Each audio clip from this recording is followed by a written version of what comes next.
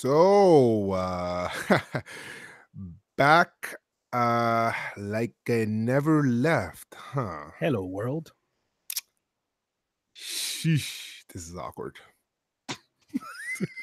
We're back. Yes, we are.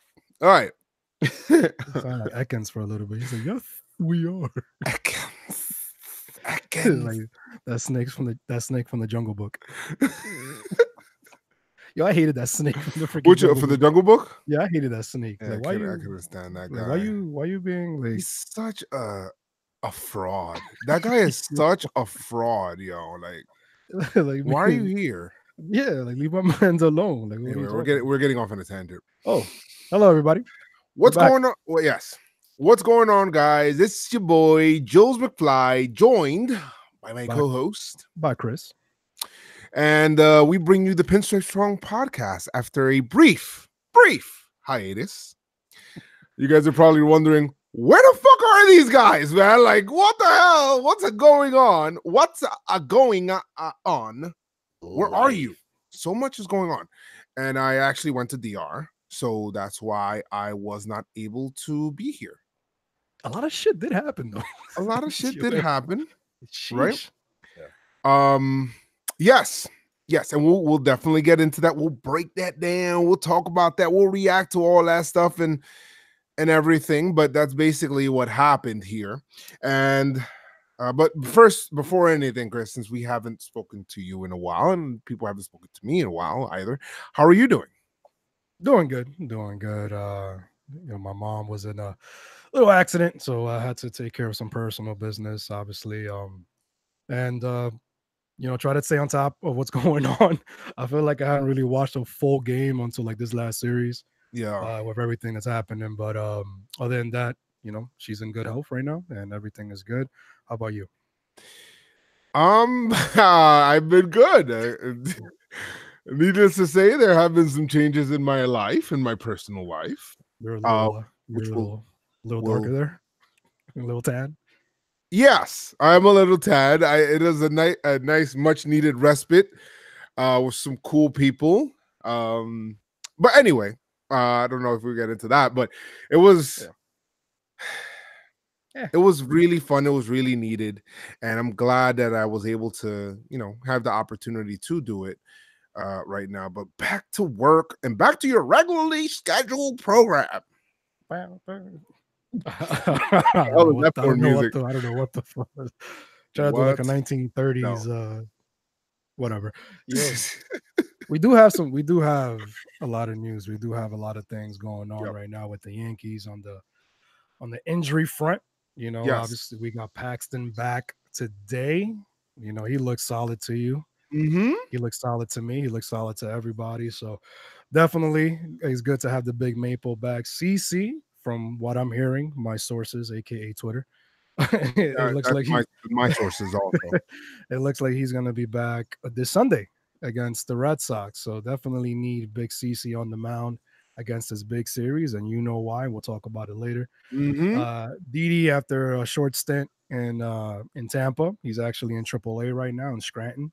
Yep. Actually seen some pretty good plays defensively. Oh yeah, I see some good ones, some good highlights. He looks good, man. Yeah, he look. There's only a few that make tough plays look very easy. Didi is one of them. I can't wait to have him back. This guy's good at everything he does, everything, drawing, playing, like he's probably a good dancer. It's like you're dancing with your wife, whatever it is. Can I get a dance? Sure. He starts killing it. You're like, oh, bro, what you doing? And it had to be the salsa. It had to be the Aguanile by Mark Anthony. No, he'll have like his button like all the way up to the top, and then Didi will be like, "Hey, can I get in?" He's like, "Yeah," and then he just unbuttons two of them and just down to the chest, and then he goes. And out of nowhere, like Jerry curls come out of nowhere. He has that Zorro mustache. He does. Like, yo, where you got that hat from? Why you got the Zorro hat? I don't know where. So off on a tangent there. But he is said that he's going to be coming back early June. I'm hearing next week. Latest June 15th. So that's pretty awesome. Judge started hitting off at Listen, the fact that Judge is hitting off at anything, I'll take that. Any day. Obviously, I want him in the lineup, but oh my God. What happened? Damn these fucking Red Sox, man! I fucking hate them, bro. Relax. I'm sorry. I'm Relax. sorry. No, my bad. It's just that they got bases loaded right now with one out, Chris. And No, I know. I wanted to keep on. I wanted to keep quiet. Go ahead. My bad. Yes, I wanted to keep quiet. Let's talk about the good things. So Judge is hitting off a tee now. Yep. So that's freaking awesome. No word on Stanton yet. No word on Stanton, but that's good. Are we concerned with Stanton? No, because I'm hearing that. He's not. He was basically. He didn't leave the IL. Obviously, he wasn't off the IL, but he was in his rehab, and obviously they had to shut that shit down because of what happened during practice, which is freaking insane. But every time I think about Stanton, I think about the leg bone connected to the thigh bone, the thigh bone connected to the hip bone. It's like everything is like, all right, my bicep hurts. Oh, my shoulder hurts. Oh, my glute hurts. It's like, whoa, what's going on here? What the hell? What's going on with Stanton? But like I said, no news is good news sometimes, and I'll take it right now because it just felt like something was always happening with Stanton, like some weird injury or whatever. Sevy is throwing. I love those words, man. I was thinking, how I'm gonna react when I say that during the updates, but Sevy is throwing off a flat ground, and we'll get into how important that is. Yeah, we'll definitely get into it. But Betances right now is ramping up his work through 25 pitches. So Betances doesn't need much. I know he's been out of the game for some time, but he doesn't need much to get back. And having Betances, yeah, exactly. Tulo, he said that he's willing during his rehab. He said that he's willing to work, second base, third base. Yeah, next. Exactly. Whatever. I did. Obviously, this player is not on the main roster, but he's just as important because he is our number one prospect. Florida was added to the extended spring training. Excuse me. That was a little tongue twister there, but he's on extended spring training, and pretty soon he's going to be on AA roster. So hooray! And Jake Barrett was added to the IL. Okay, let's go. That was a random one, like Jake Barrett out of nowhere. But anyway, those are the updates, and that's like the whole week updates, by the way, guys, because we have not done anything we didn't do the Orioles series, as you guys probably very well know, which the Yankees swept, and we didn't do Kansas City series, which we'll briefly get into. We'll talk about those things. We'll mostly be breaking down the series here. We'll mostly be doing that, the one from today against the Padres. It's the Padres. Man, you forgot about them already. The fathers. We Thanos those motherfuckers today. Yeah, I mean that was good, but yeah, 2 outs. Hopefully, you guys listening, if this is your first time listening to the podcast, first of all, thank you. Second of all, make sure you do subscribe and turn on the notification bell, as I do not foresee a vacation coming anytime soon. Exactly. I think the Yankees are playing great. And by the way, make sure you guys do follow me at Joe's McFly on Twitter and of course YouTube, which are and Instagram, and follow the official Pinstripe Strong Twitter and Instagram page at Pinstripe Strong, and follow Chris McFly 28 on Instagram and Twitter. And if you did add me on Instagram, don't worry, I'll get to it because I've seen some requests there. I haven't had the time, but I'll add you. Ooh, awesome. Appears that the game in Boston is over, I believe. It is. I'm a little delayed. It's 2 outs. Yeah, I think that game is over. Yeah, well, sorry to hear that. It's 5 games. All right, let's talk about that. Over. All right. Oh, look, Jerry Carabas just said I needed that game to kick me in the balls one last time. Yes, you did, brother. All right. So obviously, this has the division. Yes. Obviously, it's very important for the division lead. And obviously, we're going to be seeing them this weekend. We'll get into it towards the end. Ooh, yeah. And let's talk about the standings. You know what? Because I feel like we haven't talked standings in a little while, right? The New York Yankees are in first place at 36-19, guys. Beautiful. 36-19 with a village out. That is a 655 winning percentage. They are 8-2 in their last 10. And of course, the Yankees have not had a 2-game losing streak in the month of May, which I think now. Oh shit, there's 2 more games left in May. All right, hold on. We're gonna hold off on that. Yankees have a run differential of plus 74. Great job. And they're 19-11 at home and 17-8 away. Road Warriors. 17-8 away, man. That's beautiful. Yes. Tampa Bay EY. is 33-19, 635 winning percentage. They're 1.5 games out because they're still playing their game right now. And they're actually, the game is tied against the Toronto. They might be 2 games out by the end of the night. Let's hope for that. But they are 7-3 in their last 10. They have won 4 in a row right now. So the Rays are actually pretty. And remember, we talked about this, I think, in a podcast ago, I believe. Yeah, we did. But where I said that I've grown respect for the Rays because of the way that they play baseball and the way that they pitch, and they can sustain, right? Yeah. They have a run differential of plus 74. They're 15-11 at home, which is kind of weird, but I guess they don't like playing in the Trop. And they're 18-8 on the road, which is interesting also. The Boston Red Sox, they're 29 and update 27. 527. Oh, no, wait. That's even lower winning percentage. Hold on. Let me see if they update. Oh, there we go. 518 winning percentage. They did that real quick. MLB does. 7.5 games back, but they are, what is that? 8 games back in the loss column. They're 5-5 in their last 10. They just lost 2 in a row to the Indians, who suck. And they only have games. Well, now possibly. Did Minnesota won? Probably they probably won. Who, 10 games. 10 games back right now. It says 9.5. So that means that Cleveland's still playing. Yeah, but the Red Sox are. I mean, Twins are still playing. My bad. The Red Sox have a plus 33 run differential, 14-12, and 15-15 away. So.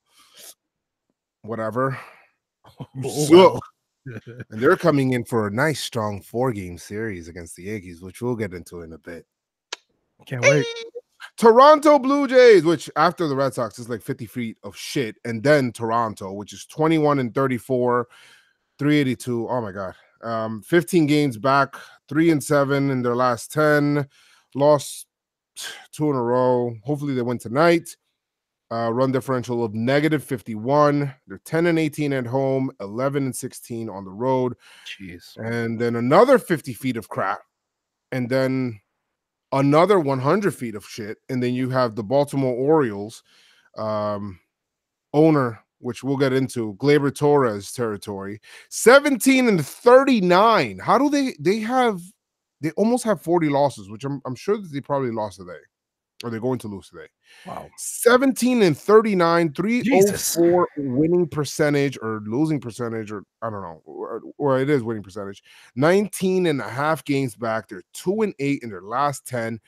Lost 2 straight, and they're -111. Run differential is alarming. Somebody needs to get fired. 7-21, 10 at home. 10-18 on the road. Actually, they're a little bit better on the road. But those are your updated standings, ladies and gentlemen. How do you feel about that? I still don't know how we lost those early games against the Orioles. Kind of annoying. You know what?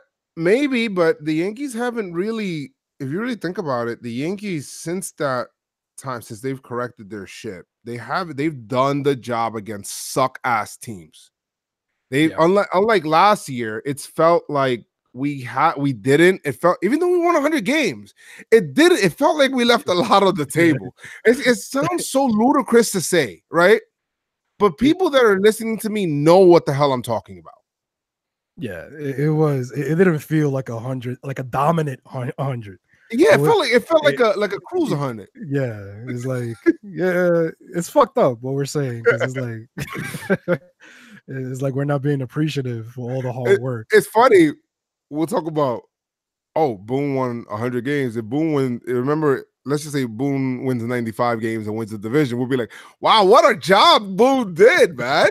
What a great. It's different. Like, phenomenal. Mighty Manager of the Year. Last year is like, yeah, whatever. perspective. But I mean, we'll get into a lot of stuff. Or in this podcast, we're definitely gonna talk about this series against the Padres. We're gonna touch on the series that we missed against the Orioles in Kansas City and what we saw with that we did like. We're also gonna talk about the pitching staff and what's coming ahead and how we need to kind of prepare going forward, because shit, it might be things that we're not even thinking about right now, but Brian Cashman, I know, is thinking about it because he's always like trying to think about, 10 steps ahead. Right. If you play chess, you know that you kind of have to think that way. But those are things that we're going to kind of cover there, and just maybe also talking about maybe touching on the All-Star game, right? It might be a little early, but just kind of touching on that and probably talking about how we feel about certain people and what they're doing right now. But we'll touch on all of those things little by little. But yes, first thing that I want to talk about was the series that we did miss, right? Which was the Baltimore series and Kansas City. Now, Baltimore, what the hell? What am I losing here? Shit. All right, so we swept Baltimore, won all 4 games. The first game, I felt like it set a tone, Chris. And it was like the Yankees were losing 7-1. Yankees ended up coming back, and Gleyber's ascension into freaking ownership happened in this game. He had 2 homers in that game, the first game Monday night, which is great. Yankees were losing 7-1. Or 6-1. They were losing 6-1, and then they ended up coming back to win that game against the Orioles. Mind you, the Orioles suck. I get it and all that, but just the fact that a team is not giving up, the team is always fighting, no matter who it is. It always feels like, I feel like the 27 outs mantra is there this year more than ever. I felt like last year it wasn't there. I feel like the Yankees did not have that big win like how they did in 2017, which you talked about this right before we started recording, where I think you remember the in 2017 where we came back against the Orioles, but we were losing, and then the Jacoby Ellsbury grand slam, and then the Starlin Castro, the tie game in the ninth. We didn't have any of those kind of wins last year, or at least it did not feel like it, right? Which again, like we're dogging on exactly, but it just didn't have it. Like it didn't have that it factor, right? It didn't. Like 2017, and maybe it was because of 2017, right? And we're comparing it to that season. So this year has more of that 27 outs mantra, where it just feels like even to the last at bat, and a lot of shit, the Gio Urshela and all that shit, and just wins, just coming back. I don't even think that we've had that many walk-offs, but just the fact of just coming back from large deficits is great, and we don't even have everybody yet. That's a character builder. It is. That's how you build character. So it's good, and we're not only doing it with we're using the home run. Don't get me wrong, we're using the home run, and even in that first game, Yankees did. I mean, Gleyber hit 2, Gary hit 2. Anybody else hit homers in that game? I don't quite remember. Sanchez, Torres. Yeah, that was it. That was basically. But we had a lot of people, and then the good thing is that up and down the lineup, people are contributing. Sanchez had that big one though. Yeah, the big one. He did have the big one, which that one was the one off of Givens, who just Givens taketh away. He gives it, he takes it away, which ended up basically giving the Yankees that. And that shit was a bomb, bro. The way that the one that he hit off of him. Yeah, that was. It almost looked foul. I'm like, come on, please. How about Gary? How about Gary, man? How about Gary fucking Sánchez, man? And somebody actually suggested me that under this thing, where the Gary Sánchez thing over here, the comic book thing, that we should definitely, I should put like a home run counter down there. This guy, and I think, cool. I don't know if you posted this or somebody posted this earlier. This guy right now, in 140 at bats, 17 homers, he's batting 264, 33 RBI, a 994 OPS. Gary Sanchez, de lo mío personal, you are the man. Bro, last year, if you remember, I think he had, what was it, 19 homers last year? Last year he had, where's his 2017? In 374 plate appearances, the man had, oh shit, it just went away. What the hell? I just had it right here. You All right. 2018 or 2017? No, last year, 2018. Oh, He had, 2018. Okay. oh, here you go. He had 18 home runs last year, and he had almost double the at-bats. 300 and well, he had more at bats, 324 at bats. He had 18 homers. Obviously, last year was a down year for Gary, but what he did, man, what he's doing right now is great, man. We talked about the pillars before Aaron Judge got hurt. You know, he's helping out with that with the team and holding shit down, man. Seriously. Yeah, he is. And all this talk about trading him and everything. No, I don't know. I don't subscribe to that. It's like, bro, like, were you around 2016? Like, did you see what we saw? Did you see 2017? And we always talk about it. It's like, listen, that he's gonna figure it out. One way or another, he's gonna figure it out. I know, forget. Anyway, the Yankees won that first game 10-7. The next game, which we talked about, we already said that they sweep. Yankees came out like gangbusters and won that game 11-4. I think the star of that game ended up being well, Gary had another homer in that game. Yeah, because I remember he ended the first game with a 3-run shot. He started the game with a 3-run shot. Yeah, he did. And then Clint Frazier had 2 in this game. So he was really good in this game. So, and Torres, of course, is on a tear, which we'll get into, as the series ended and things like that. I think Herman pitched all right. He pitched 5 innings. He might, I don't know. Do you think he's hitting a little bit of a wall? I don't know if he is. But and we'll get into his innings pitch and all that stuff. Yeah, but we gotta get into that. Yeah.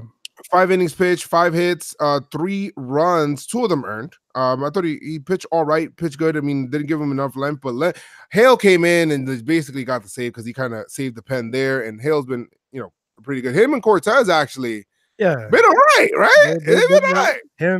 Them Cortez and obviously Sessa, they've been holding it down, for sure. I mean, the entire pen itself has been doing great. I believe and I put this up in our chat, Chris, where in the last, here we go, Yankee bullpen in the last 16 games, 2.28 ERA, 71 innings. That's a lot of innings, sheesh. 23 walks to 80 strikeout ratio. Insane. We are striking people out like a motherfucker, and a 0.198 opponent's batting average with only 4 homers allowed, the best in the major leagues over that span. Hey, they basically are going by their name, the best bullpen in baseball, and they've been shutting it down. Yeah, I mean, and you know what? That goes from top to bottom. From Chapman. Chapman's been great, all the way down to even the guy like David Hale, who comes in from mop-up duty, and he does the job to not even have to get somebody else up, and Cortez today. Yeah, Cortez. Yeah. Well, I mean, obviously, we'll get into that. But this Hale, I don't know. I feel like every time he puts on the uniform, he just lights out. And obviously, we only need him for that. He needed him for that 1 inning or 1 game or a few innings or whatever it is, and then we designated him for assignment. Exactly. But I don't know. Obviously, we need him now because the starting rotation and things like that. CeCe's coming back, and possibly Hale is the one that goes down. But yeah, and you know what? I think this is the game that ended up having CeCe go on the IL. I think so. The one against the Orioles, where Yankees ended up winning 7-5, but it was a bit of a struggle for CeCe. I mean, he had 7 Ks in this game, 5 innings pitched, 6 hits, 5 runs, only 4 of them earned, 2 walks, and it was all right. It still gave the Yankees an opportunity to win, which is important, which is good for CeCe. But I felt like he ended up giving up some. He gave us some shots in this game. I think there was a homer to Renato Nunez, and then another homer to Martin. Yeah, was this the game that they tried to get him his 250th win, or was that the one before? I think this one gave him 249. 249. Okay. So he's at 249 now, and he has to wait to get to 250. He's one more. Okay, yeah, that's what it is. So then, boom, And then the pen comes in and proceeds to shut shit down. And then that's it. That's basically what happened. The pen allowed one hit the rest of the way. It was Canely to Ottavino to Green to Chapman. Good night, the lights. Game was over. Get the fuck basically. out of here. Get the fuck out of here. Game was over. Gleyber Torres. Oh, well, LeMahieu had a homer. LeMahieu, Torres, Sánchez, and Estrada. Yeah. And actually, Gleyber had 2 in this game. And I'm telling you, the ascension to ownership happened in this game. Gary is for sure the player of that series. I mean, he owns the Baltimore Orioles. Peter Angelos is just a figurehead. He needs to pay homage to Gleyber Torres. When he comes into that stadium, he needs to get down on one knee and kiss the ring. That's what he needs to do. Yeah, Torres had to sign off on the ownership, for the permission. Yeah, oh man, he was insane in this series. He went co-signer Sánchez. Oh yeah. He's definitely the co-signer, for sure, the co-signer.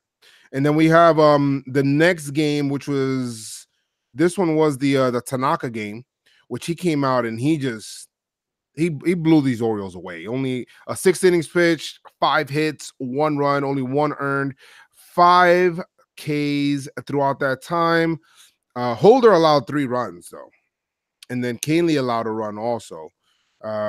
Yankees got a little dicey there. It did, and the Yankees were actually in the situation where they might have, they could have lost this game, and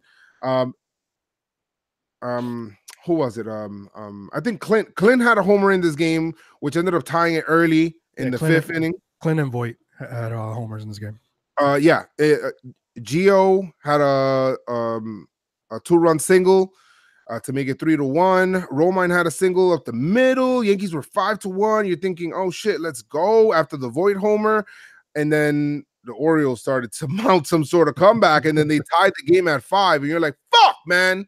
That stupid guy Renato, man. That guy's so annoying, man. And then Hicks with the walk. That was the game where the Yankees loaded the bases in the next inning, which is, again, building that character that we talked about, where you never feel like it's over. Even when the other team had come back on you, boom, the Yankees actually come back. Well, I don't know if you want to call this one a comeback because they actually gave up the lead, but you know what I mean. Like they didn't just lose in this game. We could have easily, the way the game was going. Last year, the Orioles take this game, basically. Exactly, yeah. That's what it felt like. But, Hicks with the walk right there, showing his play discipline, Yankees ended up winning 6-5. Great game. Great game to come back and win. Don't like that you had to do that. Could have preferred to win at 5-1. Yes. But Tanaka's probably pissed. I wanted my win. Didn't get the win, but the team got the win. That's important. Exactly. Yep. Who had home? I feel like you got to say everybody had homers in the game because it's like Frazier is actually becoming a minority owner of the Baltimore Orioles. He killed them too. Well, yeah, he got going again this time around too with the Orioles because he was slumping before the series, and he's got it going. Exactly. And then the Kansas City series is kind of interesting. I feel like every time we go there, there's always some sort of tornado or thunderstorm or Mariano Rivera ACL injury. Like something's always happening. Some crazy shit happening. And just slipped that one in there. But the first game was postponed, which is basically a de facto off day, basically, if you want to call it that. Yankees were postponed on that Friday to then come back and play that doubleheader on Saturday. Now, I was able to watch one of these games, right? Because Yankees won both of those games, which is hard to win a doubleheader, especially on the road. Exactly. Yankees won both of them. First one, they ended up winning. I think that one was a 7-3. Was that one? Yeah, that was 7-3, the first one, yep. And Voit, it was a homecoming for Voit because Voit was actually in front of his family and doing all of that stuff there. He hits a homer in that game, a bomb too. And you know what's funny about that home run? He doesn't do his little Sosa hop. Yeah, he didn't do it. Like I noticed that. I'm like, he stopped. Yeah, he stopped, and then he looked at it. He like, no, it's because I think it was because it was a bomb, bro. It was like, wasn't it 470 feet, something like that? It was, yes. It was 400. It was a bomb. It was just a moonshot. I think you kind of have to admire that one. That's what he did. He did. It's just kind of weird not seeing him do his little Sosa hop. And he even answered the question after that. He was like, "Yeah, I don't know why I didn't do it." This guy, boy, is funny, but yeah, I mean, in this game, you had Voigt's homer, of course, and you had Hap start the first game, 6 innings pitched, 4 hits, 3 runs, 10 Ks though. How about them 10 Ks? Not bad at all. He started the game no really walks. good. No No walks. walks. He started the game really good though. So then that was, that was awesome on his part. But he was kind of shutting down the Royals, and I don't know what happened late. I think Merrifield just got him. He was dominating the Royals throughout the whole game, but Merrifield just got him at the end. And then, Voit, at that point in time, it was 3-3. Merrifield tied the game. And that's when Voit hits the 2-run homer. And then Estrada with a clutch-ass double. He had a clutch-ass double, which ended up scoring 2. And then the Yankees ended up winning 7-3. So it always feels like this year, the Yankees, not only when they take the lead, but it feels like they start to add on or pile on late to kind of even help out. And it's been giving the bullpen a rest a little bit, where other people have been getting, chances where in a game that, for example, maybe Chapman would have pitched, Sessa ended up having to pitch in this game. They went to Ottavino and Sessa. It's because they're getting the job done. And I think Boone last year just got bit, just trusting these guys and not getting the job done. So now that they're doing it, he's making all the right moves. Exactly. Even the wrong ones, they are good. And understandably so. Exactly. And understandably so. He's not the one pitching out there, but when you're building pocket change with your manager, with the pitching coach, it's like, hey, you know what? Yep. Everybody's gonna think I'm crazy, but let me get Cortez out there. So hey, it's been working. It's weird. Even every time somebody go, and you know what? Maybe this year we just got to condition ourselves and understand anybody that's in pinstripes or the Yankee road grays can do the fucking job. Because every single time I'm like, why isn't this guy in the lineup? Or why isn't this guy? Why is this guy pitching? Everybody's doing the job. Because hey, why Sánchez sitting and then Romine goes like 3 for 4? With exactly. It's crazy. Like, okay. Romine actually had a walk-off against these same Royals back in the stadium, if you remember. Yeah. In a game that I think Gary Sánchez didn't even play in that game. Or maybe he was out. I know me and Noah went to that game. I don't remember. Probably was out, yeah. But anyway, just basically anybody could do the job. That's basically what I'm saying there. And then the last game, which is kind of like the game I wanted to talk about, because Yankees at this point have won every single game this week. They beat and they're on a 1, 2, 3, 4, 5, 6, 7 game winning streak. And this is the final game of a road trip, right? A 2-city road trip. And no off days, except if you want to count the Friday off day because of the rain, I guess. Maybe. I guess. Not really. But Sunday getaway game, you're losing to the Royals on the road. No matter what, you're going to have a nice, successful road trip, right? 7-1. And the Yankees were losing.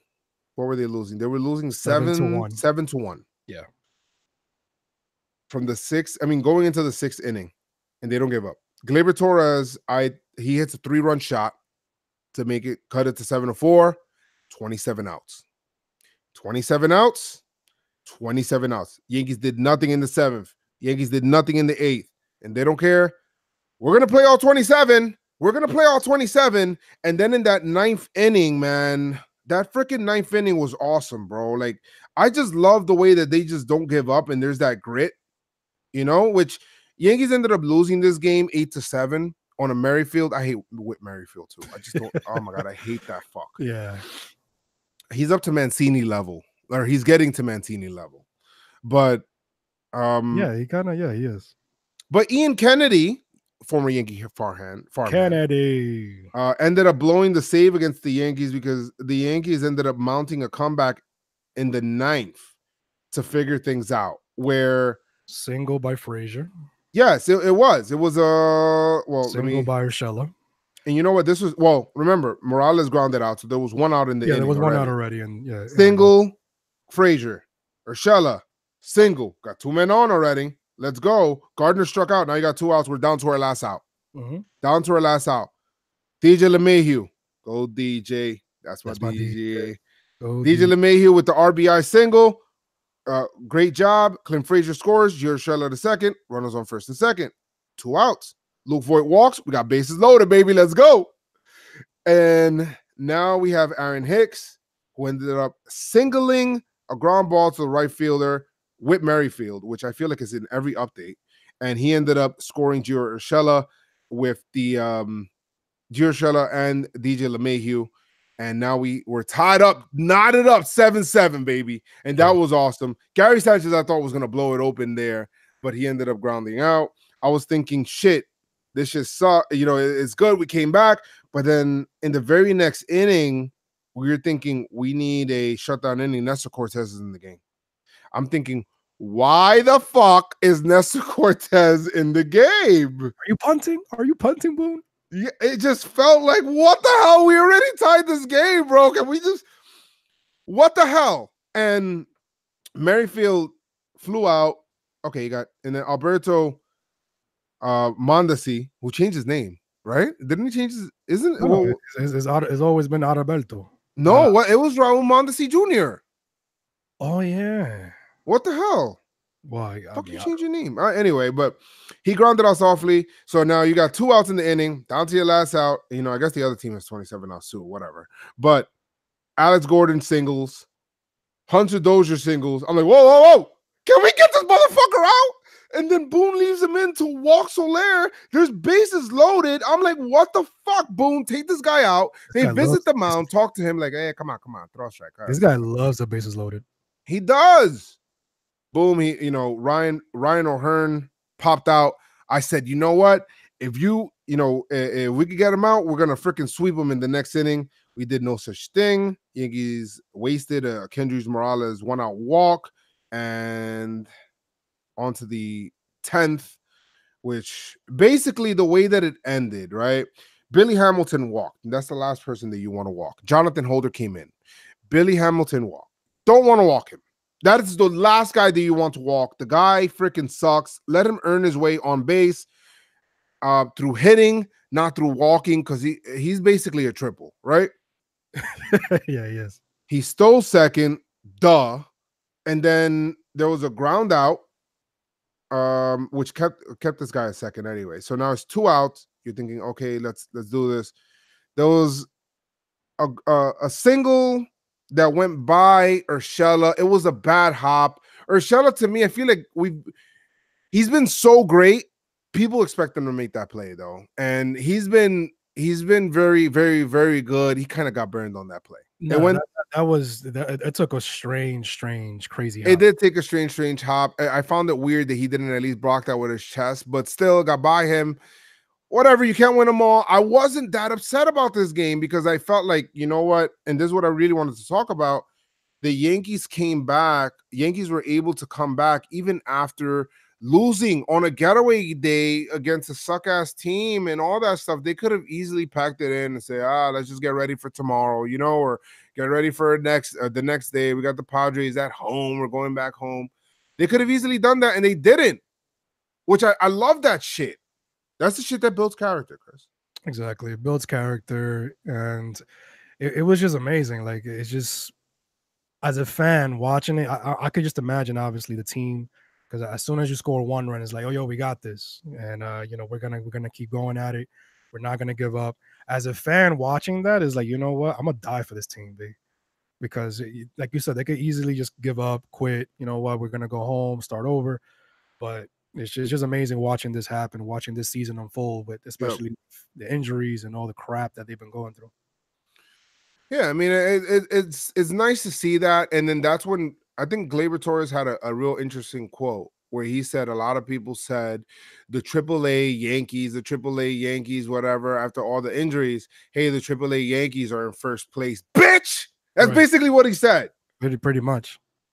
The AAA Yankees are in first place, bitch. And yes, they are. They are in first place. And they're doing a great job. They're turning it up in the toughest division in the American League.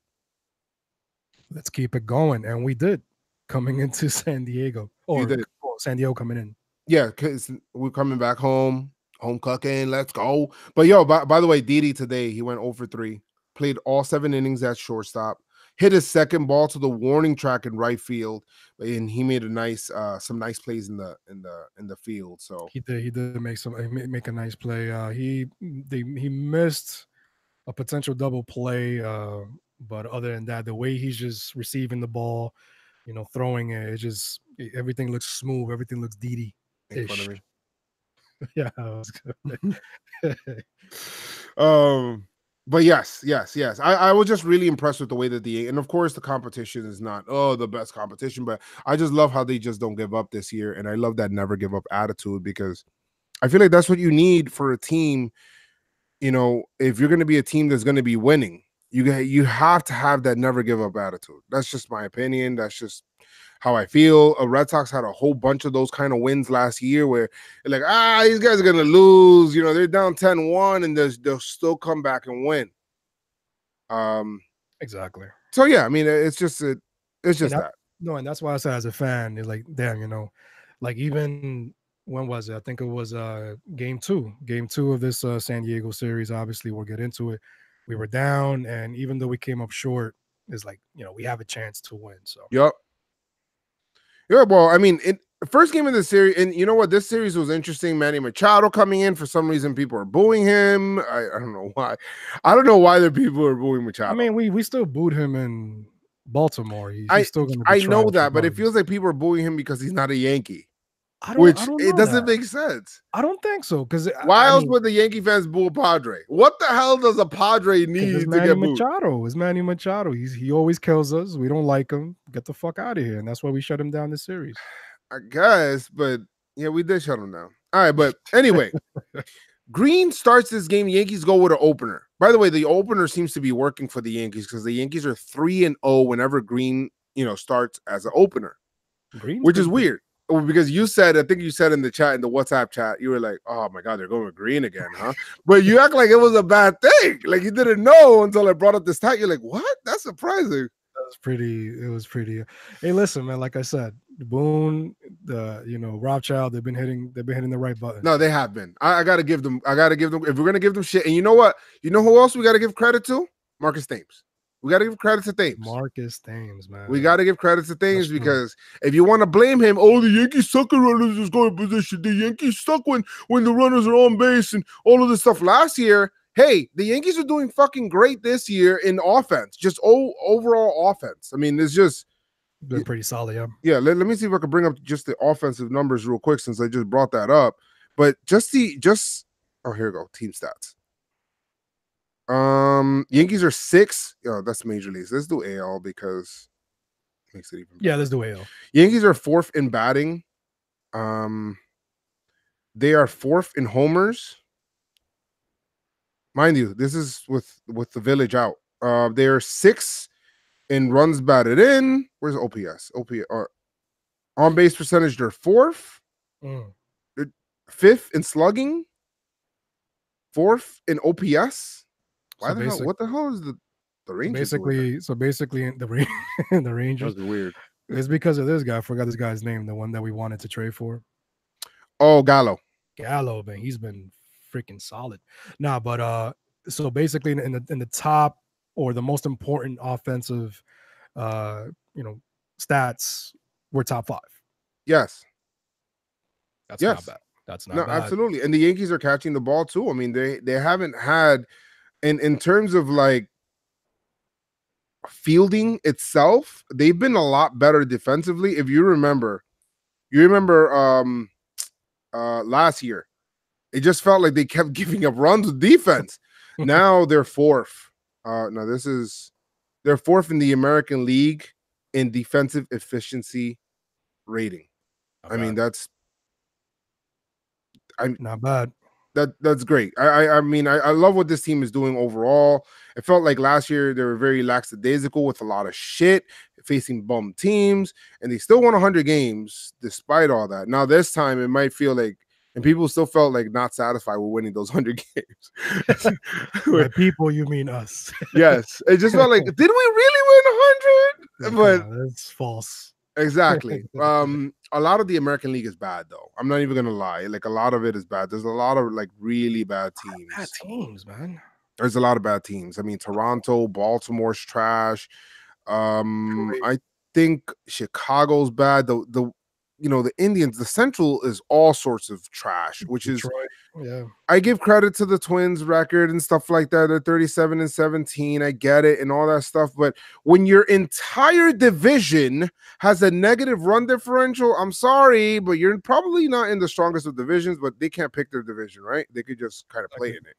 Can't pick the division, can't pick the teams ahead of you on your schedule. You just gotta Right. play the game. That's it.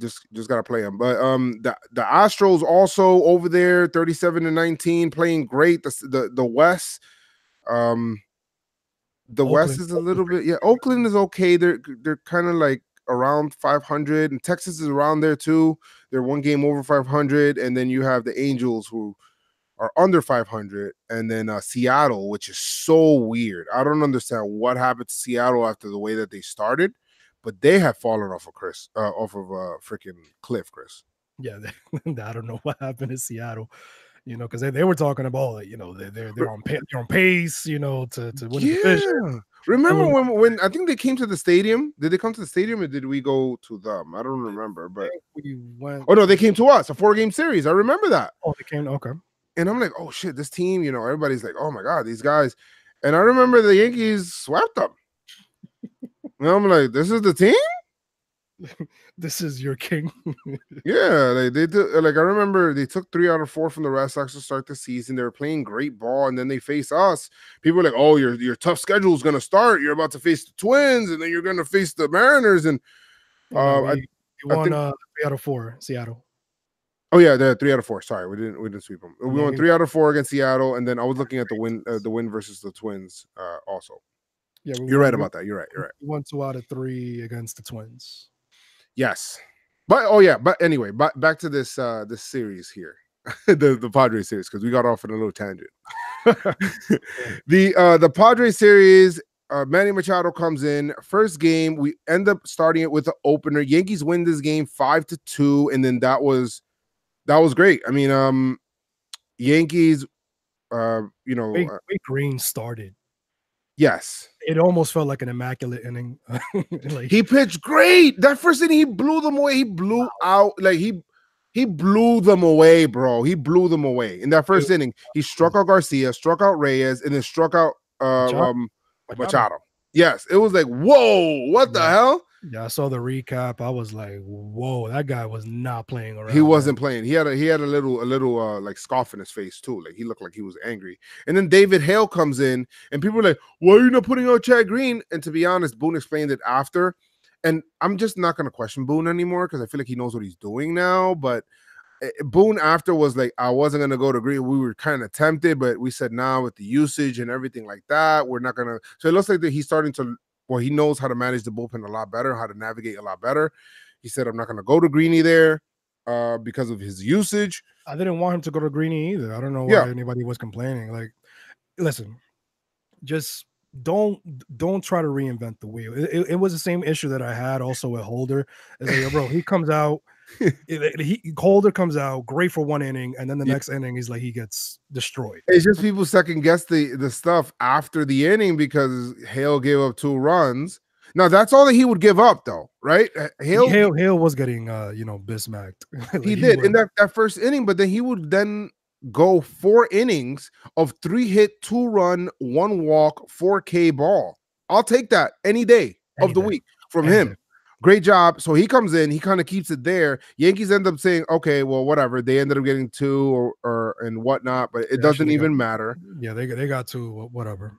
Yeah, they got 2, and then Clint Frazier gets a homer to get the Yankees 1, and then Brett Gardner hits a 2-run bomb, into right field. Brett Gardner, old man Gardy. He always gets the big hits. Always gets the big hits. He's actually one of the I think that's a stat that his home runs have been like game leading. Like he always gives it the lead. He always does that. And you know what? In this game itself, it was from Hale to Ottavino to Canely to Brayton to Chapman. Who Chapman, by the way, is disgusting this year, bro. 1.66 ERA. 1.66. I remember I was kind of concerned last year. I was like, oh my God, is this guy going to be in a decline? I thought he was going to be in a decline. The way that man takes care of himself, Well, yeah, now he's healthy. His whip is he's not walking people. I am so impressed by Chapman this year. So impressed with the way that he's using his pitches, with the way that he's using his off speed and his fastball and things like that. And I love that. Did he always have that slider? I feel like he didn't really utilize it as much, but he's always used his fastball a lot.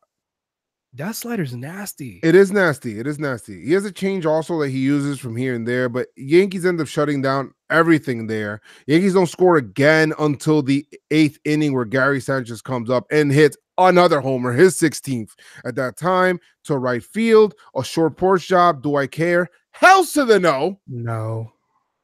Come on. Hells to the no. It went opposite field, so you got to give him extra credit there. And then Cameron Maybin singles a ground ball to right fielder Franmil Reyes.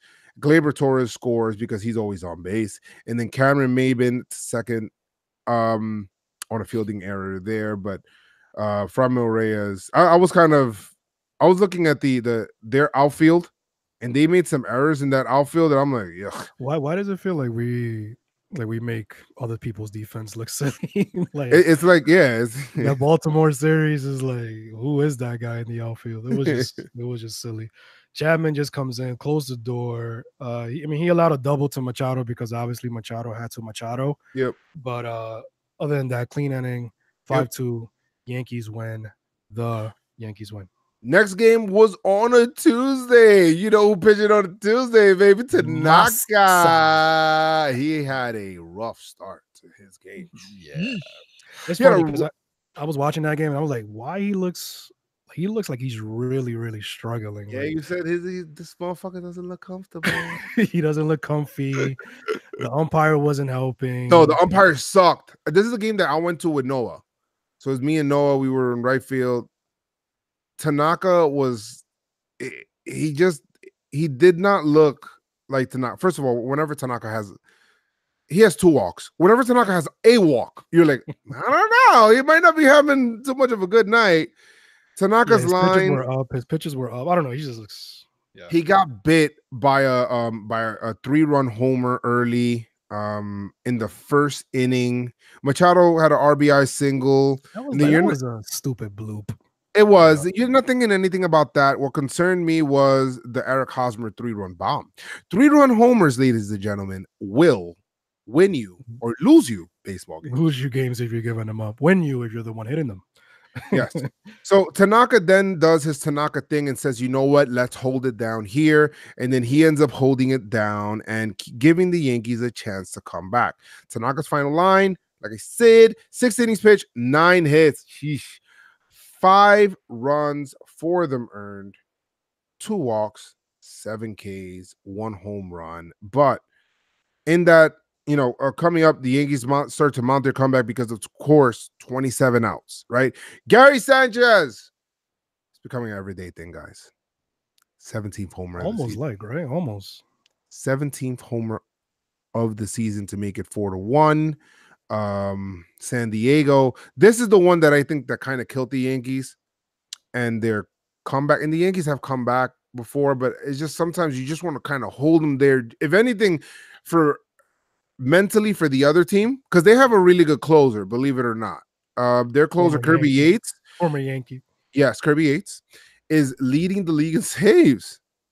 20, I think he has 21 saves now after this game. But Greg Garcia, he singled on a softball. I mean, and it was some Babbitt weird shit happening in this game, Chris. Yeah, it was, man. Overall, it was like, what the hell? Even the Yankee, it was happening on both sides, right? I said it in your voice. I'm like, Babbitt gods, man. The Babbitt gods, man. It was just like bloops and little bunts that hit the base and somethings, little cares and little somethings and just little things here and there. It was just weird, right? That inning, it was just a couple of like things that got by, and there was a soft bunt that went by Tanaka that scored that 5th run. He was tight. This guy named Ty France, which I don't know where they're getting these guys' names from. Tanaka scored. Was tight.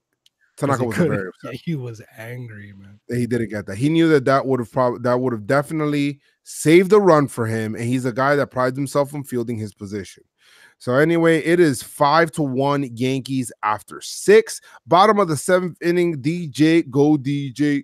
That's what DJ with a single, and then here comes the comeback, Chris. Let's go. This is, I think, the Yankees' best opportunity in this inning, where they had DJ LeMahieu. You know what? Let's go to the 7th inning here, where DJ Kendrys Morales walked. He walked. Frazier K's. Estrada walks. Yeah, so now you got runners on first and second. Cardi singles. Did. And then after that, of course, the man who is allergic cannot be around men on base. 2-run single. Voit singled.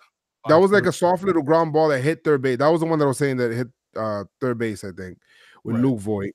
And then so now we got, once again, bases loaded, and then Hicks comes up, and then he gets a force out or whatnot.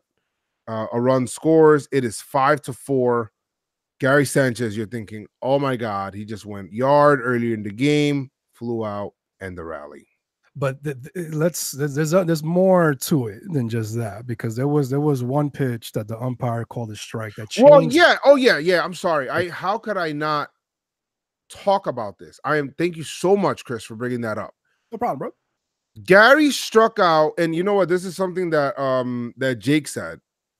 Jake from Talking Yanks. He said Gary Sanchez just struck out on ball 4. That was funny.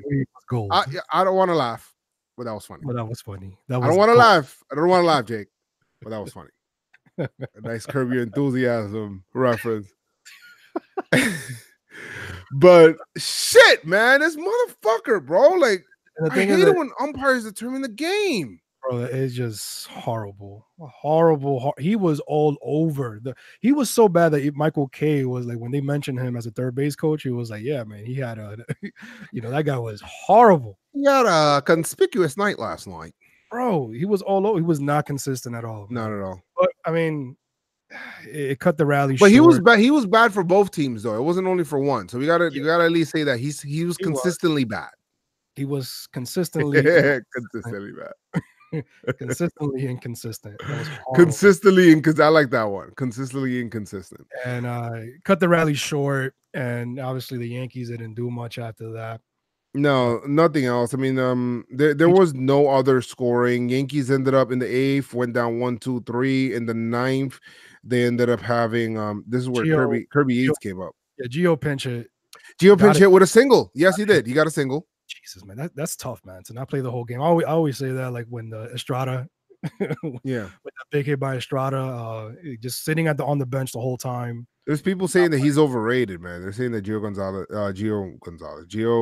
Urshela is overrated. That his defense is overrated, his offense, and he's gonna come back down to earth. We'll see. Who? Yankee fans? People just all over the place. Oh, okay. Yeah, but if he was on your team, say less. Yeah, just shut up. Anyway, so then the game ends weird because then Brett Gardner pops out, and then you have he didn't pop. The ball dropped, and Gio obviously wasn't going to run to second because that was a weird one. It was like something. Again, this game was weird. It felt like there was a lot of like little things that happened. The ball dropped, caught in nowhere's land. There's nothing that you can do. Got him out at second, and then DJ LeMahieu grounds out into a double play that ends up being reviewed, but it was one of those reviews that you're like, yeah, you kind of know. Let's hope they fuck up, man. Let's hope they fuck up, man. You see the replay, it was like, he was out clear as day. He clear as day, and then so Yankees lose that game 4-5. Love that the Yankees came back, but still not enough. That it was just one run too many, and then the Yankees tried to mount their rally late, or too late, if anything, and didn't take full advantage in that inning. Of course, the other little things, just weird games. You're going to lose games. The last game, which is today's game, and what a perfect freaking way to end the series, Chris. Paxton, bro. if there was any, Pax. yeah, I if there missed you. was, I missed them so much. I missed the big Maple. If there was any guy that we needed right now, like right now, we need everybody. But if there was one guy that we needed right now, it was James Paxton. And gosh darn it, did he deliver? Did you just say gosh darn it? Yes, I did. Yes, I did. Who Gosh says darn it. that? Gosh darn it. Yeah, I could have easily cursed. Dang nabbit! Start slapping your knee and everything. God damn, that's a knee slapper. Damn it! What are you saying, girl? Don't ever say that shit ever again. What the hell? Gosh darn it! Gosh darn it! Yes. I don't give a fuck. The freaking the rated Disney version of the podcast. Yo, Paxton versus the scary Paddock. Yes, and you know what? Yesterday I'm like, shit, we lost yesterday's game, and then when I got home, you know what? I was nice enough. I want to give him a shout out. Where he gave me a ride home after yesterday's game. It was me and Noah, and he's pretty cool. He actually, he actually knows Chris. He knows Coquito. You guys may want to follow him on Twitter and Instagram. NY State of Mind with the number 3. Oh, yeah. I know. Yeah, he's pretty cool. He knows Lou, my boy Lou. He goes with his family. Coquito. Yeah, he goes with his family and stuff like that. I seen him at the game. He was in section 105. We was chopping it up. You see Noah, whatever it is. And then after the game, it was raining. He was like, hey, do you want me to give you a ride? I was like, yeah. I'm like really unassuming. I'm like, nah, man. And he's like, nah, man, don't worry about it. So he ended up giving me a ride and all that stuff. And we talked along the way about the Red Sox. We were watching the Red Sox lose their game. Well, at that time they didn't lose, but they were winning and mounting a comeback and all that stuff. And we were like, shit. But it was nice enough for him to give me the ride. So thank you so much for that. Kudos to you, man. Appreciate it. But then after that, that's when in that car ride, and the point of me even saying that is that's when I realized, shit, we faced Paddock the next day. Like, damn, we really needed to win today then. Guy's tough as nails. Yeah, but apparently not in the American League. Isn't that interesting? You reach the American League and you get smacked. The toughest division in baseball. Today was about Paxton. Paxton came back, came off of the IL, loved the Big Maple, came out, was dazzling in those 4 innings. And people were like, why did he come out again? Look, I know why he didn't come out again, man. It's his first time back. Give him some time. Penn will take care of it. Don't worry about it. Penn is a person now. Penn is a person. Penn is one whole person. Penn will come in and take care of it. Don't worry about it, Penn. But 4 innings pitch, no hits, right? No runs, of course. 2 walks. I kind of expect that first day coming back. 7 Ks. Paxton has lowered his ERA to 2.81. Has been nasty in Yankee Stadium. He is awesome. He has a 0.35 ERA. Sonny Gray could never, ever in life be. Fuck him, man. Hey, Fuck like you Sonny said, Gray. He gets me so mad. You say an eagle flew on this man's back. Yeah, and stood calm, like nothing. Like, hey, what's good? What's good? Your talons, my shoulder's stronger. What's good? What's good? Cool as the other side of the pillow. As cool as he. Stuart Scott, rest in peace, man. Yeah, Stuart Scott. See, I mean, he did an awesome job there. Yankees scored early, scored often, and DJ LeMay, go DJ. Hey, that's what DJ. Led off the game with a homer off of Chris Paddock, which is I don't even think he gave up a home run to a right-handed hitter all year. Guess what? 1, 2, 3 guys took him yard from the right side today.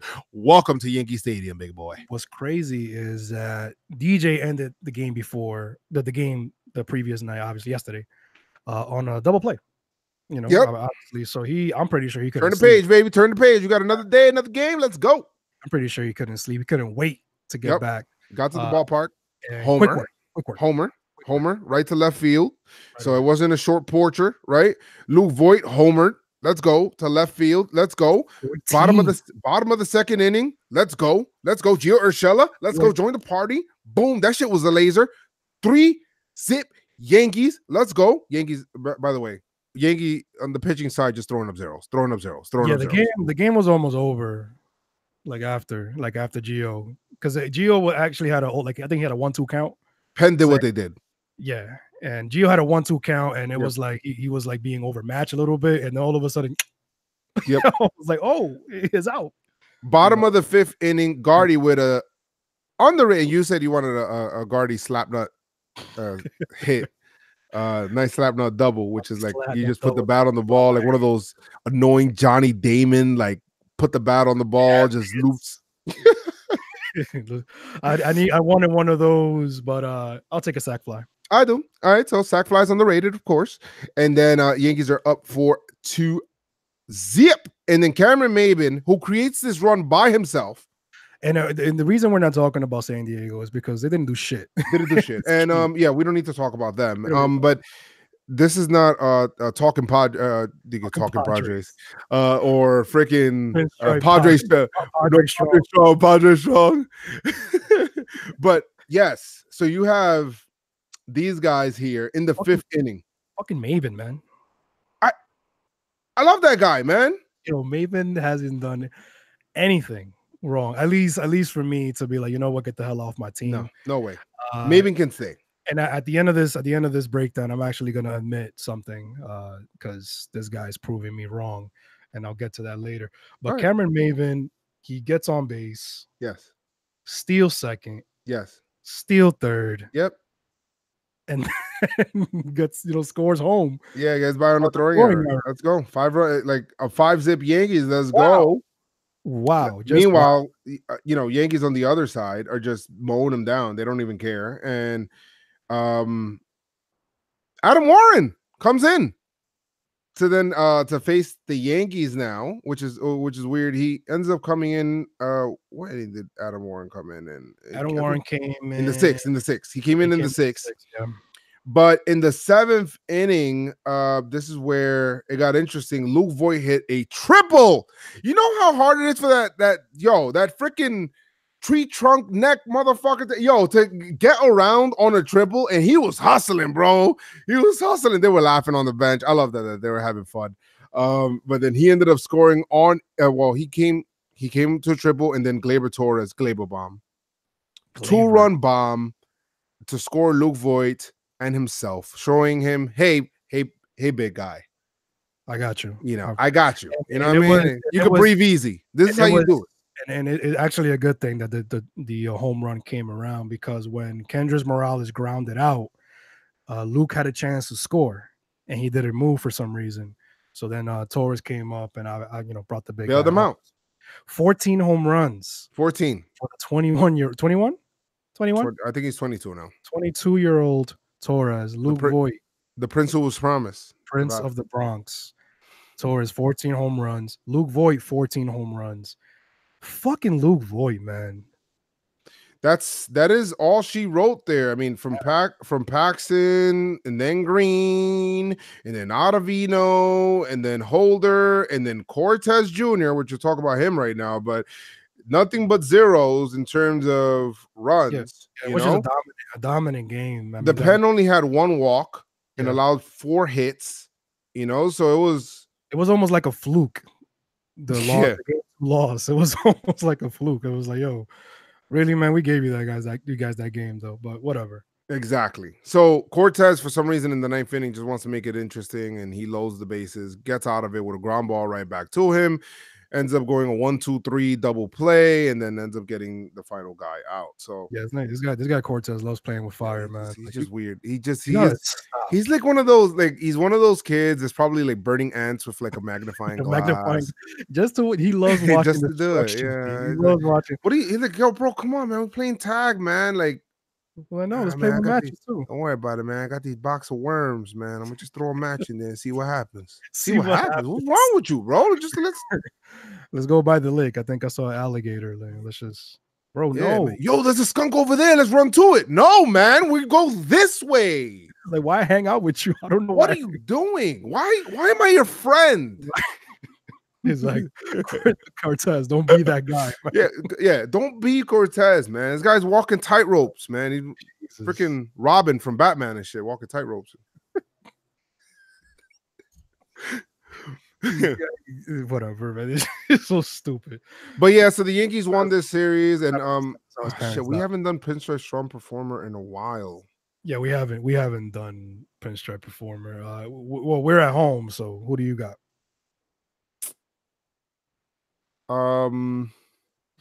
This is a bunch of guys you could pick. You can't really go wrong. Yeah, you can't really go wrong. Can't really go wrong. Should I go first? No, we're home. What the fuck? Fuck out of here. I want to go first. I'm gonna go first. These guys are at the bottom of the 10th right now. About top of the 11th.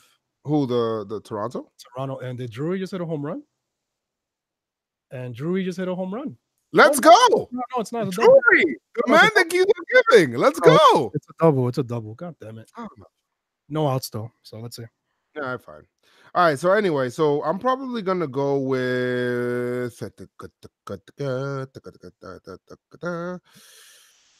Damn, it's a little rough. I feel like I want to go with Gary, but to go with Gary. He did have 2 homers in the series. He did. Stop. I feel like you want me to take somebody so you can take the other person. Yeah, go ahead, Joe. What a rough decision. Joe, I'm gonna go with Gary Sanchez. Joe McMahon. Yeah, fired. All right, I'm gonna go with Gary. Who you going with? I'm gonna go with first triple of the regular season of the career. Damn it. I'm gonna go with Luke Voit because why won't you pick Luke Voit? Damn it, man! What the hell's wrong with me, man? That guy has been a machine. Listen, I kept throughout the whole episode, this episode, I'm like, Luke freaking Voit, St. Louis, what the freak did you do, man? What you guys did you do, man? What you guys do? What you guys do? Giving us this guy for Shreve and Gallegos. Yeah, I fucked up. That guy. Can I go back and change it? No. That's it. It's over. And we're on YouTube as well, so shit! I can't edit it out. I can't edit it out. Fine, whatever. But listen, man. Watching Luke Voit, listen. The story is amazing. The story is amazing. You know, been in the minors all this time, couldn't get it going in St. Louis, and just coming over here, getting a pinstripe strong chance. Just a chance. Well, you know what I mean? And he got it and he ran with it. He had a triple, you know, people were saying first career triple. He had a triple in the playoffs, actually, last year. And then he had, his first regular season triple was today, and just hitting the ball. His defense has gotten a lot better. Amazing Luke Voit. I can't wait to see how your career manifests. All right, whatever. So you chose Voit, and I chose Gary, who actually I was just looking at it right now. I was actually looking at the Orioles series. I don't know what the hell I was doing, but he had three strikeouts in the first game. Had a homer though, but he didn't play today, so. Yeah, so it's all right though. All right, anyway, I could have worked with Glaber. All right, anyway, so one thing I did want to get into and talk about, something that we teased earlier, is the pitching staff and what the Yankees are going to do with the pitching staff now and going forward. And it's just something very important and something that I did want to touch on here, even though we're running a little bit long on the podcast. I still wanted to talk about it just because it's important. And it wasn't something that I didn't, it's not something that I thought about until I was on the vacation, and I think I seen some sort of snippet or whatever where Michael Kay was talking about it. Domingo Germán will be on an innings limit. Yeah. He's never pitched over 120 innings in his career. And he is, not only has he never pitched over 120 innings in his career, but he's had Tommy John surgery in the past. What do we do? What do we do? That is the question. What do you suggest? Well, Luis Severino's coming back, of course, but I think that the Yankees should probably look into Keuchel and probably try to do 6-man rotation. They'll probably never do a 6-man rotation, but it would be nice if they do, because, they're already using the opener now and all that, and they could do that. Just kind of spends the bullpen a bit. And Dellin coming back would make the bullpen even deeper. But I would like Keuchel, especially if you could get him for just money. Mm-hmm. I guess you could have a whole bunch of trade opportunities. You could try to trade for Max Scherzer. I just don't like that $110 million in deferrals, right? I Yeah, don't like that. that's wild. Don't like that. What else? Phenomenal pitcher. He is. No, He's the guy. He's the guy. You could trade for Bumgarner. Some people were talking about maybe Clint Frazier being used as trade bait, possibly. See, the whole thing with Bumgarner is the complete opposite of Scherzer. Is that in that he, after this season, he's a free agent, correct? He is. So, and how old is he? What, 30, 31 right now? He's 29. Oh, he's 29. Okay, but at the end of the season, he's going to be 30. I think his next year is going to be his age 30 season, I believe. Okay. Now that's the thing. Would the Yankees sign an extension? I mean, if he pitches well, I don't see why not. But the whole, and this is where I come in with the whole situation with Justin Verlander, because we were in this same spot. That was 2016, 2017. 2017. So we were basically in the same spot. Like, damn, he's been trash right now in Detroit. He's on the downside of his career, and then all of a sudden, went through waivers, got picked up by Houston, and a complete jolt that he got, pumping 90, 96, 90, 97, and obviously took them all the way to the World Series. And this is the fear that I have of, trying to stay away from Bumgarner, because obviously we know what he could do. He has a lot of innings in his arm. Yeah. But we know what he could do in the playoffs. And I think if he's in a winning situation, man, if he's wearing the pinstripes, he's around CC, I just think he's going to be a freaking beast again. And I would take the chance. I would take that chance. Obviously, you don't want to give up Frazier, especially Frazier now, just, putting everything together. He's healthy, 10 home runs already in the season. But, you got to give to get. And if getting Bumgarner is going to put us over the top, and with all the, unsurety with the pitching staff, with Herman's innings, you don't know if Severino's going to come back and be the same old Severino. I think he is. CC with the knee. I mean, yeah, I would like to think so, but you can't really be 100% sure, because look how they fumbled the whole injury stuff. Yeah, they got it back on track. Yeah. But you never know. CC with the knee. Paxton obviously has an injury history. So you want to get as much help as possible. And if, trading a top piece like Frazier to get your Bumgarner, or even putting him with Scherzer, for a package to get Scherzer. You gotta win a World Series. Yeah, you gotta win. That's I'm gonna be very honest. That's it. This year, you gotta win. If it's out there and it's gonna better, it's gonna better the team. It's gonna make you a World Series, the World Series D team. You gotta do it. That's it. This is the year to do it. Fuck it. You know what I mean? Like, who would you prefer? I know you for years we've been talking about, Bumgarner and getting Bumgarner for years. I like Bumgarner, but to be honest, I've always loved Max Scherzer. You put that guy with those two different color eyes. We're not talking about money, right? We're not going to talk about money. You talk about that guy and put him in the Bronx and put him in that atmosphere in an October game, Yankees, Red Sox. And that guy's in there pumping his strikes and talking on the mound and just talking mad shit. Fuck you to people on the mound. Oh boy, I'll be pumped up to watch him, boy. I'll be pumped up to watch Max Scherzer all day. A Bumgarner's not a bum. He's not, but he is. I'm talking about Max Scherzer is a beast, bro. He could give you a 17 strikeout game. He can in the playoffs. 125 pitches. He doesn't give a fuck, B. He don't give a fuck. And he's looking at you from two different color eyes, B. That's just intimidating. I love that guy. I love Max Scherzer. So I love Max Scherzer. The Nationals are trash. They are the higher ups, the front office. They are stubborn. They are very stubborn. What type of pack? I mean, I know we don't really talk about this, but what package you think will be like? You know what? I think it's time to Well, they're rebuild. gonna want a pitcher. They're gonna want an outfielder to start. We got to see what they're talking. We got to see what they're talking about with the money, though. That's the thing. That's the only thing. You got to see what they're talking about with the money. It's about the money. I think cash will make them. If they're eating some of the money, and Cash is like, "Yo, I could pay you in Oh, my bad." Cash is like, "I could pay you with prospects."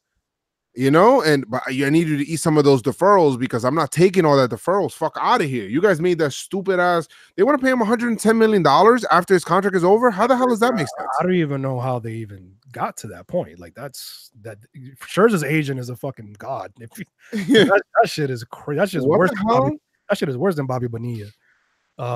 Yeah, they definitely got to eat some of that referral money. But I think it would be like, listen, we'll deferral money. Yeah. I thought that's what I said. But I think they'll be like, you know what? Give us this guy, give us Florial, and we'll take at least 60%, or maybe even 50%, 50-60%. Can you imagine a rotation of Max Scherzer, Severino, James Paxton, and Masahiro Tanaka in the playoff Tanaka, okay, which is the actual like legit ace in the playoffs? Can you imagine trying to get through that gauntlet? But that's what, imagine no way thinking that Masahiro is the soft like spot. Exactly. You thinking. You thought. Paxton never pitched in the playoffs, right? I don't believe so. I think I put Paxton 4th. Yeah. Maybe. But my thing is that it's about the reason why we're even bringing this up is because Domingo Germán, who's definitely going to the All-Star game. The man even has his cleats for the All-Star game ready. He has like one is a Dominican one, the other one is a Haitian one. Hey. So he's like, I'm like, yo, you definitely going. What are you talking about? So you told him? No, yeah, because I seen the picture. I'm like, yo, you wearing that to the All-Star game? He's like, I hope I get to go. I'm like, stop that shit, man. You know you're going, man. And he started laughing.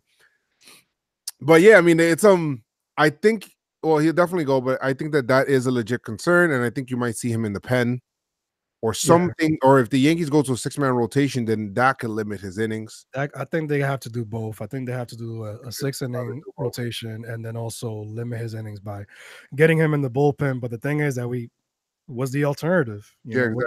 They were talking about if we do get Keuchel, they're also going to go for another arm as well. On top of that, it could be Bauer.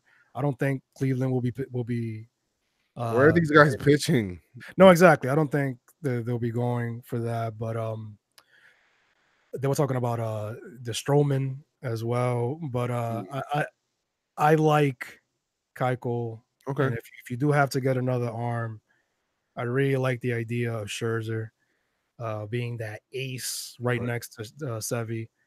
And if we could limit the innings of Germán and just make him, have him chill for the most part of the season, and then basically bring him back strong.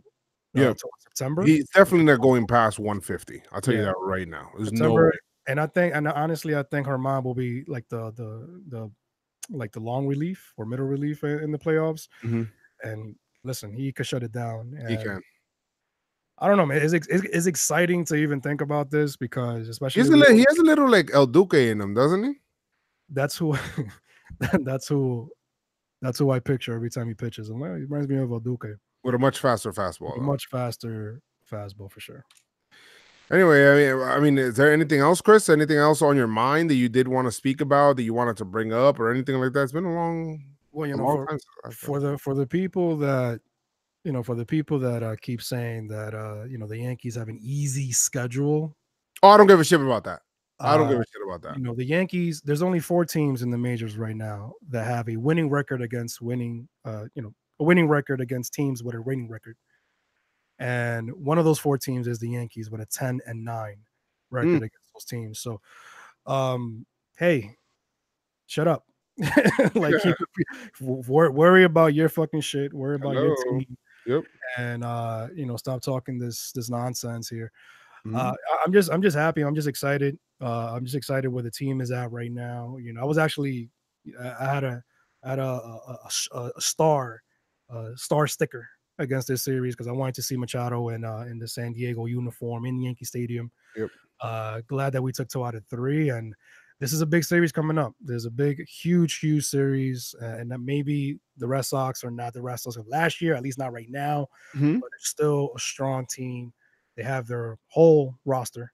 So we got to make sure that tomorrow we started. Hap has to get into Has to do this against the Red Sox. He has to do this against the Red Sox, and it's against Sale. So yeah, this is a pretty big series coming up here. Yankees have won 12 out of their last 13 series dating back to the Red Sox series. And we're going to keep that's the benchmark, right? Right, Chris? That's the benchmark. The last Red Sox series, if you remember, we keep referencing that Yankees have won 12 out of their last 13 series. So they keep rolling. All right, I'm stop thinking. But anyway, now Red Sox coming in 4-game series against the Red Sox at the stadium. Let us not forget, and I'll end with this.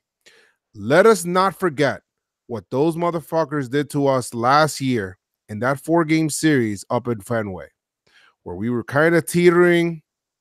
You know, Aaron Judge got injured in that series, I believe, or he didn't play in that series. He was hurt.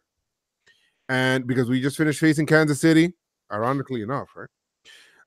But we finished facing Kansas City. We're coming into this series. They were riding high. We were kind of teetering a bit. And they beat our ass. They beat our ass. They beat us 4 straight games to basically clinch the division.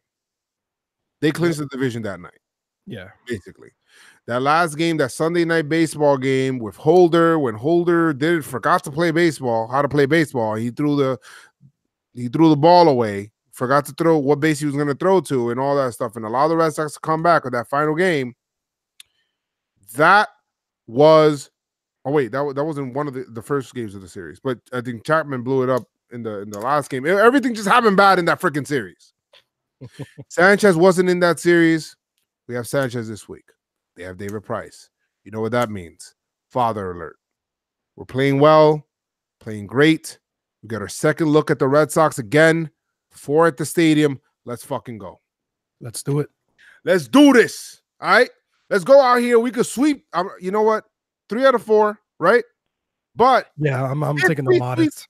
If we sweep these guys, Chris, we can put them 12 and a half games out, I believe. Well, what are they? 7.5 now?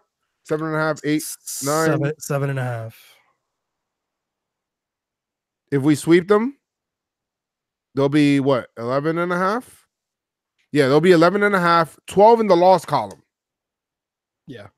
Let's play good Yankee clean baseball and 27 out. All right.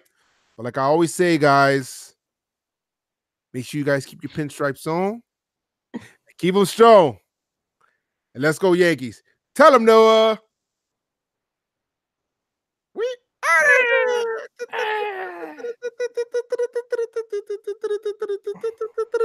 all right. All right, man. Some good stuff. Probably like a fucking 2-hour podcast, though. Yeah, it's probably a 2-hour. It's not. We're just gonna do 5 minutes of the Kansas and Orioles series. Talk about the whole shit. Every game. I'm like, oh yeah, Joe, what are you doing? Yeah, it got interesting though. They got interesting. It Whatever. really I don't care. I'm gonna post the whole shit. I'm not even gonna. Yeah, just post the whole thing. You know, we kind of owe it. What's up, YouTube? What up, YouTube? How you guys doing, y'all? How many people we got in here? I didn't even check. How you doing? Oh, we got some mods. Oh, we got 50. What the hell? Oh, no, 50? I don't know how many people are in here. I can't see. Why can't I see how many people we got in here, good sir? What it say? I say you. I say. Oh, we got 43 people in here. What up, Kev? What's up, Jared? What up, Metra? Got a big series coming up, y'all. Got a big series coming up. What up? What up, y'all? Zeta says if the Yankees get Scherzer, Yankees winning the World Series. Pretty much. You know what I want, though? You know what could be a really big thing also? Pause. If the Red Sox, if the Red Sox re-sign Kimbrel. I want Kimbrel to go somewhere else. That's making me like a little uneasy. Like I want Kimbrel. in fucking Milwaukee or some shit, like somewhere deep, like somewhere else. Go play with Yelich, bro. Arizona or some shit. Yeah, go play somewhere else. I don't care. Go play So somewhere else. Tampa has bases loaded, 1 out. Tampa's gonna win that game. Where Adames looked like the type of dude that was gonna hit a game-winning single right now. Yeah. God damn it! They had their chances too. I know. We're gonna see right now. Oh, that was a strike? My man said Kimbrel to Japan. Yeah, word. Anywhere but the Red Sox. I don't want the Red Sox to get relief help, especially via the free agency. I want them to have to like trade for it and trade Chavez or some shit. That's another kid. Trade fucking Chavez for him, Chavez or whatever the fuck. Like I said, they won. Yeah, they won.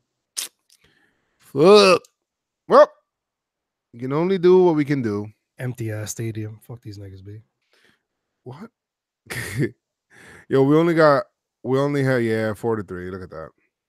Rays are a good team, man. You gotta respect the Rays. Rays are a good team. But the Red Sox lost, so that's always great, right? Yeah, they're coming in stumbling, mumbling. Bumbling. Oh my god, we can put them real far, Chris. We could put them really far. Like, I really hope they take it game by game, though. I don't want them to think ahead. Thinking of Sunday. We haven't played in Fenway, right? Both games are Yankees. We haven't played in Fenway. Oh, we haven't played in Fenway. Nah. Okay. When do we play in Fenway? Didi might be back around the time. Oh no, he'll definitely be back. The next time after that. Oh, the freaking idiot Red Sox gave up 2 home games to go play in freaking in London. In London. Oh yeah, we're going to London. That's crazy. London. Yeah, we go to London there. We don't go to Fenway until July 25th. Wow. Oh yeah, so we probably will have Stanton by that time. Bataan says Didi. We'll have Severino. No, I don't think Sevy's going to come back till August. I think he'll be back. If we have Sevy by that time, hey, I think we'll have Severino by that time. July, that's after the All-Star break. And they're already talking that he may come back a little bit before. Might have Keuchel. Crazy. We'll see. We'll see. What do you think about Keuchel, man? Like, I know we didn't really. I just fucking sold myself on Scherzer. Well, why can't we have both? How are you gonna have both? We're gonna need both, man. But how? How would that happen? Like, it's only who are you taking out of the rotation? You want to? So right now we got Paxton, CC, Masa, Herman, and the bullpen. Hap. Oh yeah, whatever. Hap. And then after that, you also have, if you sign Keuchel, then you have Montgomery coming back. Also, you have Severino coming back. We do have. You got Severino. I think it will make it that much easier to not push Herman. Well, no, of course. And CC could go down any time, man. I'm telling you that he can go down anytime. But what are you gonna do? You're gonna kick him out of the rotation in his final season where he's pitching to a no. Have a 6-man rotation. I don't know how the Yankees feel about 6-man rotation. I don't think that we didn't know how we felt about them doing the bullpen shit. No, I think that they're open to the bullpen thing, but I don't think that they're with the 6-man rotation. I don't think that they're sold on that. I don't think that they like the analytics on that. I guess that's what they. Well, I mean, first of all, you have to have 6 starters to do it. But the thing about having 6 starters is that you have one less guy in the pen. That's true. You get me? So. The one back doodle said Davey Garcia. Now that guy's not gonna. He's not coming up anytime soon. But he's definitely been making some noise for sure. Garcia. Yo, there's a new website, Chris. Get out. Which one? There's a new website. Similar to River Ave Blues. It's called Views from 314. Feels like Mike Aziza just kind of started some other shit. I'm gonna go there right now. Views from 314. Yeah, actually, River Eye Blues retweeted it. How interesting is that? Hey. Views from 314, and actually, I'm gonna follow them. Oh yeah, I'm gonna follow them right It's now. a new Yankee vlog. Hey, Steve Tidings. Who the hell is that? Oh, Tidings. Yeah. Oh, that's pretty cool. Talks about the minor leagues, stats, all levels. Talks Yeah. about the game. Oh my god, yes, thank you. This is awesome. And they have gained themselves another follower. Yeah, a lot of the people that were on River Eye Blues, it looks like, came Yeah, together and they did this site. So it's good. Guys, check them out. Views from 314. I'm gonna post a link. That's where I actually sit. Section 105. Yeah, it looks like a similar format to them. Yes, not bad. Awesome. Astros won 9-6. Yep. Well, no, my bad. That was Tuesday. Sorry. What's today? Today's Wednesday. Yep. Yeah. Bum, ba, bum, ba, ba, ba, ba, ba. Astros lost 2-1. That's cool. The Astros lost. Nah, but let's That's see. awesome. Any questions, concerns? Verlander owns the Yankees. Yes, he does. Yankees finds ways. They find ways to win, man. You just find ways. Yeah. See, the key to beating these other guys' ace, the other team's ace. But you know what? Just when we're starting to come back, other teams are getting bit by the injury bug, and you know it's gonna come. It comes for every team. It's gonna come for the Red Sox too, but the Astros right now with Correa out, Altuve had a setback, something with his knee, and then Springer's out. I mean, those are two huge guys. What's Correa with a freak injury with a massage? I don't know what type of massage what kind of massage is was happening. he getting? He's like to like was it a fractured rib or something like that? What was it? I think it was like a rib. Well, I'd say it did not have a happy ending. Eh. Zing! Eh? Mm. But yeah, Mitch Moreland from the Red Sox is on the IL. What does that mean? He's been okay this season. Yeah, he's been okay. Bregman is healthy. You're right. Bregman is healthy. And their pitching staff, I think, is healthy. Yeah, that's Yo, crazy. imagine Tampa signs Keuchel.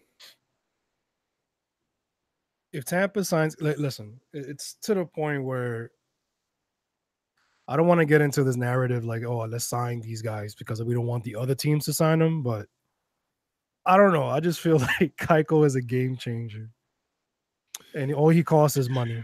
I'm telling you, man, if we can get Max Scherzer, boy, Mad Max, Mighty Max, Mighty Max. Mighty Max. Yo, you know that Twitter shit. This is how old I am, or this is how old. Whatever. Yeah, I'm this year's old. I'm this old. Mighty Max. Mighty Max, Mighty Max. I wanted those little toys, man. Yeah, I never got it. Bumgarner's a good choice too. I mean, I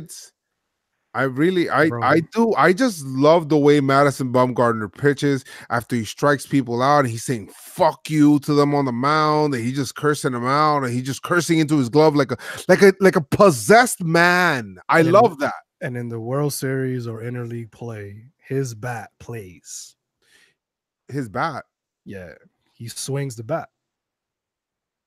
Oh, are you talking about Scherzer? No, I'm talking about Bumgarner. Oh, no, I'm talking about Scherzer. See, the thing with Scherzer, you said Bumgarner.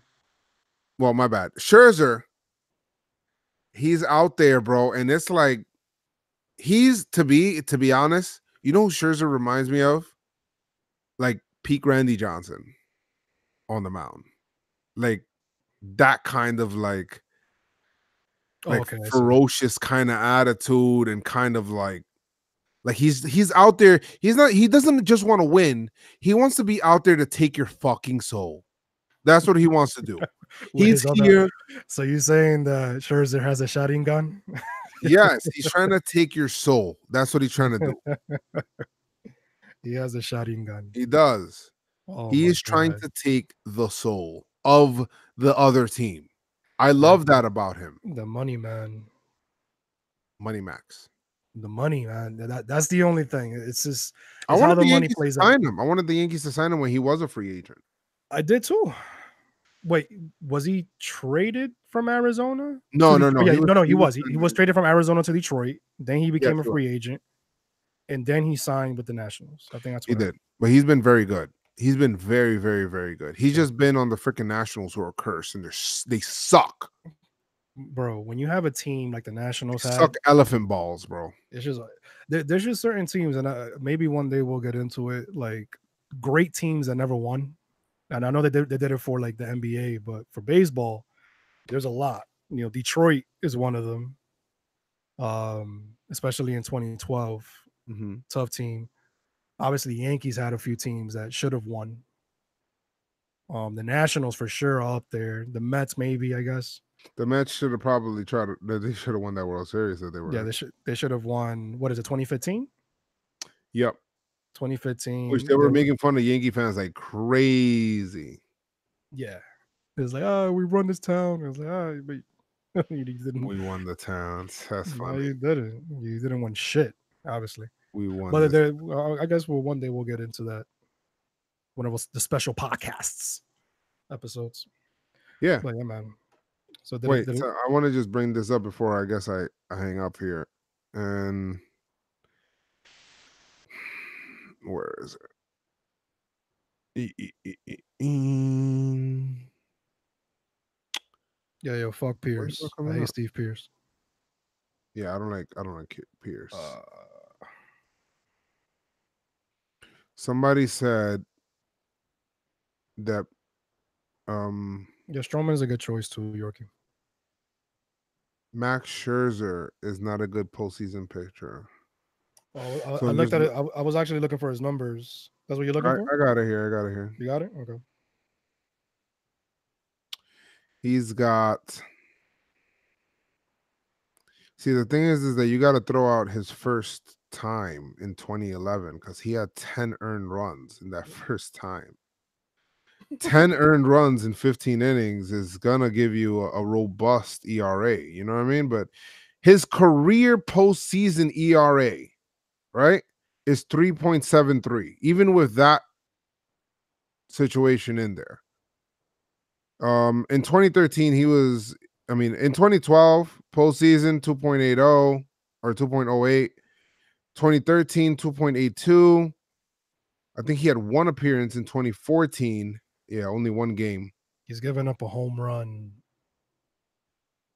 in every postseason appearance. Every game, except for 2017. Yeah, he gave up 3 in 2016, 3 homers. Jeez. In 12 innings, though. Let's look at Bumgarner. No, Bumgarner's. His World Series MVP. Numbers MVP. are.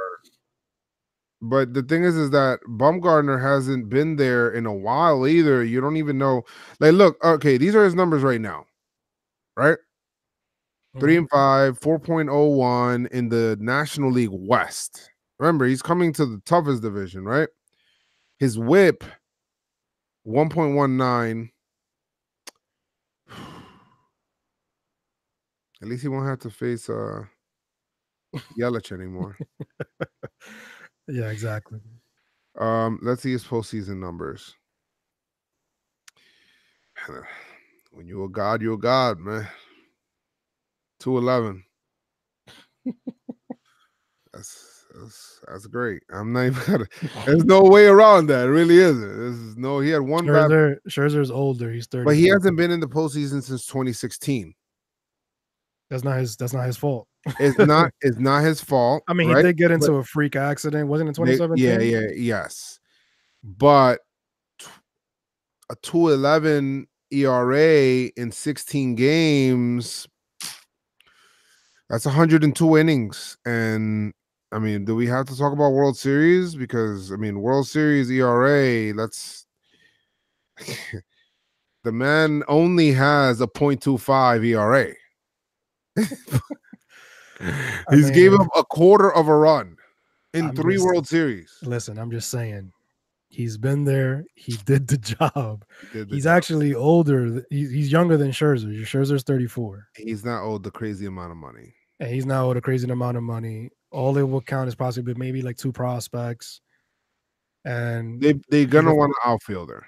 Yeah, they're probably gonna want Clint. They're gonna want Clint. We're not giving him Florial. We're not gonna give him Florial. And Clint actually has been doing it. He's been putting up the stats for us. He's gotten a lot better every day. He's improving in the outfield. Yeah. They're probably gonna want a pitcher as well, obviously. So we'll give them Abreu. The Yankees do visit. Yeah, the Yankees did go to San Francisco, but remember, you remember what happened there in that game. Oh yeah, against Bumgarner, he got smacked around, bro. See, but that's what I'm saying. We did the same thing happened to Verlander.